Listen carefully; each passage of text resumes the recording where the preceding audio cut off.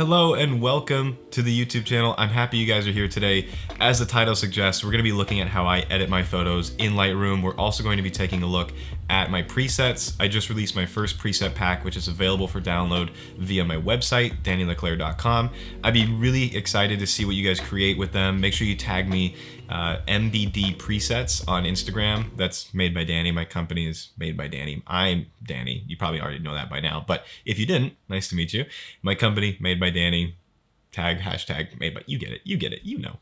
We're gonna be using Lightroom today. If you're not using Lightroom, I really recommend you try it out. There is a free mobile version. However, I'm gonna be editing on my PC today. So now the first step, whenever I'm editing with presets in mind, I like to just kind of cycle through a bunch of them in the beginning just to kind of see what's possible. Now I know specifically I'm looking for a dark and moody sort of a vibe with this image here. So I'm going to use my dark and moody preset.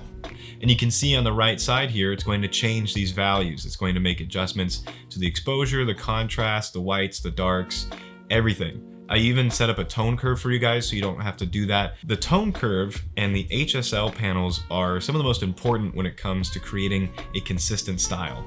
These two, along with the split toning, are a great way to stay consistent through varying different types of genres. We're gonna get into split toning here in a minute, but once we have our preset all locked in, I like how it looks. I like to add a little bit of vignetting. I like to kind of change the colors up a little bit just to kind of really lock in that dark and moody sort of fog. I got really lucky with this image, to be honest. I took this in San Francisco and the clouds just kind of came in perfectly. It was early to late morning and it was overcast, and so the images basically just made themselves. But using these Lightroom presets, we're able to really bump up that dark and moody tone that I'm looking for.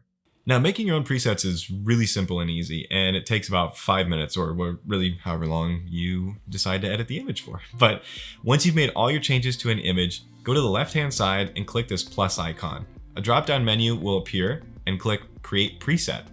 Now you can name your preset, you can select which settings you want to copy over from this image and save it.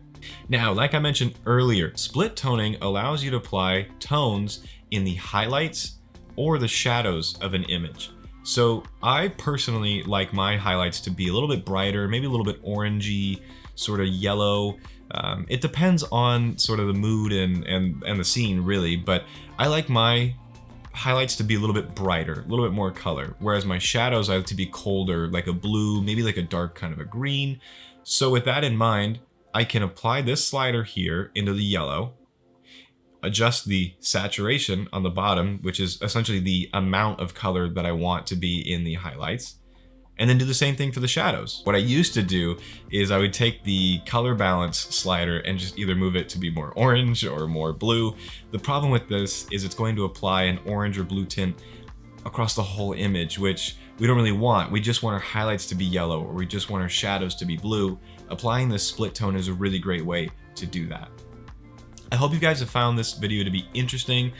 Make sure to leave a comment. Let me know what you guys would like me to cover. And like I said, I really enjoyed making these little like editing videos, and I'm kind of new to the YouTube game. I used to do YouTube, I think it was like 3 years ago, and the videos were terrible, to put it lightly. But now I've learned a little bit more, and so I'm looking to kind of grow my channel here, and I'll be uploading content hopefully weekly, maybe like once a week. You can also find me on Instagram at dannyleclaire. You can find me on Twitter at MadeByDanny. I also have a Pinterest. I'm not really sure. Does anybody use Pinterest? Do we use Pinterest? Do I use? I don't know. I have a Pinterest. You can check out Pinterest if you want. It's Made by Danny. So, and my website, Danny LeClaire. A lot of Danny's LeClaire's and a lot of Made by Danny's. Yeah, just check out that stuff, and I'll see you later.